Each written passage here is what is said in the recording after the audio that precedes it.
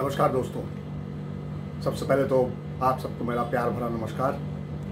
कैसे हैं आप सब दोस्तों? वैसे तो आज कोई ख़ास ओकेजन नहीं है, पर मैं आप सबके सामने फिर से हाजिर हूँ कुछ सुंदर कविताओं को लेकर। एक बहुत सुंदर कविता पढ़ी थी जो हमारे देश की फ़िलहाल जो स्थिति है उस पर लिखी हुई है, बहुत समकालीन है। तो मुझे लगा ये कविता आप सबके साथ साझा करना चाहिए, आप सबके साथ बांटना चाहिए। और ये कविता के जो रचयिता हैं उनको आप भी अच्छी तरह से जानते हैं। मेरे बहुत पुराने मेरे सीनियर हैं, नाट्यकर्मी है, नागपुर से उनसे मेरी पुरानी पहचान है। उनका नाम है श्री रोंजित मुखोपाध्याय। रोंजिदा के लिखे हुए कई कविताएं मैं आप सबको पढ़ के सुना चुका हूँ। आज एक और कविता मैं आपके सामने लेकर आया हूँ। उनकी कविता ओरिजिनली बांग्ला में लिखी हुई है और आप सबके लिए, आप सबकी सुविधा के लिए मैंने उसे हिंदी में भी रूपांतरित किया है। तो सबसे पहले ये कविता श्री रोंजित मुखोपाध्याय की लिखी हुई, इसका शीर्षक है सिंदूर। आइए पढ़ते हैं। महाभारतेर कथा अमृत समान, गाथा सावित्री सत्यवान होक पुरातन। सावित्रीर सिंदूर अक्षय आजो आजो अम्लान। आजो घिरे हिंदू नारी हिंदू मनन। सिंदूर हिंदूर परिचय, नारीर सम्मान। सिंदूर अभिमान, सिंदूर अंगीकार, एक जय। ए বিশ্বাস সনাতন নারীর রক্তে তার শরীরে, তাই সিঁদুরের স্থান সর্ব উচ্চে তার শিরে। জঙ্গিরা মানে না এ, জঙ্গিরা জানে বন্দুকের নল আর বিভেদের দাবানল। বেছে বেছে হত্যা করলো হিন্দু স্বামীদের, সাক্ষী রইল নারীর সিঁদুর চোখের জল।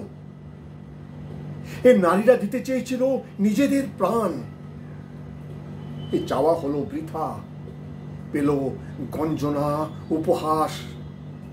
রচিত তখনই বর্বরতার নতুন ইতিহাস। রক্তে কাশ্মীরি মাটি সিঁদুর লাল। হলো শুরু নব উত্থান সিন্দুর আখ্যান।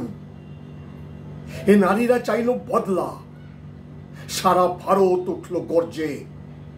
ভারত সাজলো যুদ্ধ সাজে, হারল আঘাত ভারত বলিয়ান। অপারেশন সিন্দুর বড় গভীর নির্ভুল সে আঘাত। মাটি থেকে মাটি ধুলোয় মেশালো জঙ্গি ঘাঁটি। সাবিত্রী বাঁচিয়েছিল একটি প্রাণ, সত্যবান। তিনি মহীয়সী মহীয়ান। এ নারীরা বাঁচালো 140 কোটি সম্মান। সারা বিশ্ব দেখলো এক ভারত, ভারত একতা। তার শক্তি, তার নারী শক্তি, তার সহিষ্ণুতা। সিঁদুর লালে তেজে বীরাঙ্গনা নারী এরা, এরা এ যুগের সাবিত্রী। একা নয় তারা, পাশে আছে সমগ্র জাতি। বুঝিয়ে দিল ভারত সগর্বে সোল্লাসে। সিন্দুর নয় শুধু সীমন্তিনীর শক্তি বল, सिंदूर आज बटे शक्तिशाली रणकौशल। चलिए अब इस कविता का हिंदी रूपांतर पढ़ते हैं जो मैंने एक कोशिश की है। शीर्षक है सिंदूर। महाभारत की कहानी अमृत समान, गाथा सावित्री सत्यवान भले हो पुरातन। महाभारत की कहानी अमृत समान, गाथा सावित्री सत्यवान भले हो पुरातन। सावित्री का सिंदूर आज भी अक्षय है, आज भी अमिट है, आज भी घेरे हैं हिंदू नारियों को, हिंदू सोच को। सिंदूर है हिंदुओं का परिचय, नारियों का सम्मान। सिंदूर है उनका अभिमान, सिंदूर है उनका समर्पण, एक जय।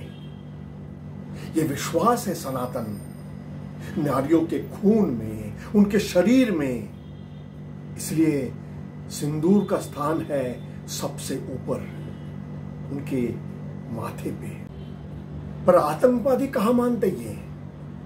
जानते हैं सिर्फ बंदूक की नली और विभाजन की आग को। ये चुन चुन के मारा हिंदू पतियों को सिर्फ। साक्षी रहा नारी का सिंदूर, आंसुओं की धार।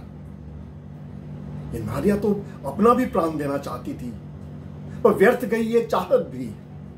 मिला सिर्फ गाली गलौज और उपहास ही। रचा गया तभी बर्बरता का नया इतिहास। रक्त से कश्मीरी मिट्टी हुई सिंदूरी लाल।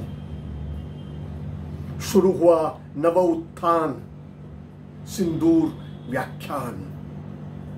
इन नारियों ने मांगा बदला, गरज उठा भारत सारा। सजा भारत युद्ध वेश में, किया आघात भारत बलवान ने, ऑपरेशन सिंदूर के रूप में। बहुत गहरा और सही था यह आघात। मिट्टी से मिट्टी तक धूल में मिल गई आतंकी घाटी। सावित्री ने बचाई थी एक ही जान, सिर्फ सत्यवान। वो थी महियसी महान। इन नारियों ने बचाया 140 कोटि का सम्मान। सारे विश्व ने देखा एक भारत, भारतीय एकता, भारत की शक्ति, उसकी नारी शक्ति, उसकी सहनशीलता। लाल सिंदूर के तेज से वीरांगना है ये नारी। यही है इस युग की सावित्री। अकेली नहीं है ये, साथ है समग्र जाति। समझा दिया भारत ने अभिमान से, गर्व से। सिंदूर नहीं है सिर्फ सीमंतनी की शक्ति, सिंदूर आज है एक शक्तिशाली रणनीति भी। समझा दिया भारत ने अभिमान से, गर्व से, सिंदूर नहीं है सिर्फ सीमंतनी की शक्ति, सिंदूर आज है एक शक्तिशाली रणनीति भी। चलिए दोस्तों, एक और कविता आपको पढ़ के सुनाता हूं। ये कविता ओरिजिनल हिंदी में लिखी हुई है और इनके रचयिता है मेरे एक और बहुत पुराने दोस्त, मेरे पुराने मित्र, मेरे नागपुर के साथी, एक बहुत जाने माने न्यूरोसर्जन। जी हाँ, आप लोग ठीक समझे हैं, ये हैं डॉक्टर लोकेंद्र सिंह सर्जन साहब। सर्जन साहब की कई कविताएं मैं आप सबको पहले भी पढ़ के सुना चुका हूं। ये एक और कविता है जो मैं आपको पढ़ के सुनाना चाहता हूं, सुनिएगा। जब जब अनाचार, दुराचार और अत्याचार अत्यधिक बढ़ता है, जब जब अनाचार, दुराचार और अत्याचार अत्यधिक बढ़ता है, जब जब संसार में दैव दैत्य शक्तियों का संतुलन बिगड़ता है, जब जब समस्त पराकाष्ठाओं के पार जा दुष्टता पसरती है, जब जब क्रूरता की अमानवीय अग्नि निरीहों पर बरसती है, जब जब विधि के विधान से छेड़छाड़ होती है, जब जब त्रस्त हो मानवता जार जार रोती है, तब तब प्रकृति अपना रौद्र रूप धारण कर प्रलय का भयावह विराट स्वरूप धर पापियों के विनाश हेतु तांडव करती है। पाप के विकट वन से दावानल से गुजरती है। तब तब प्रकृति अपना रौद्र रूप धारण कर प्रलय का भयावह विराट स्वरूप धर पापियों के विनाश हेतु तांडव करती है। पाप के विकट वन से दावानल से गुजरती है।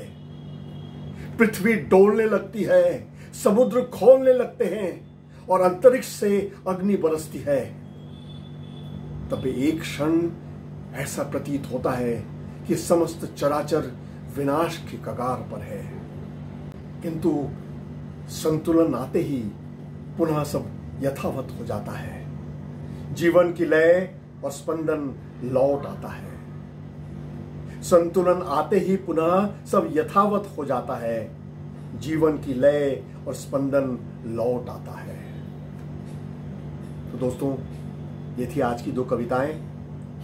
बताइएगा कैसी लगी आपको। आशा करता हूँ आपको भी अच्छी लगी होगी। मुझे बहुत अच्छी लगी थी। चलिए, फिर से मुलाकात होगी बहुत जल्द और ऐसे ही कुछ कविताओं के साथ। नमस्कार।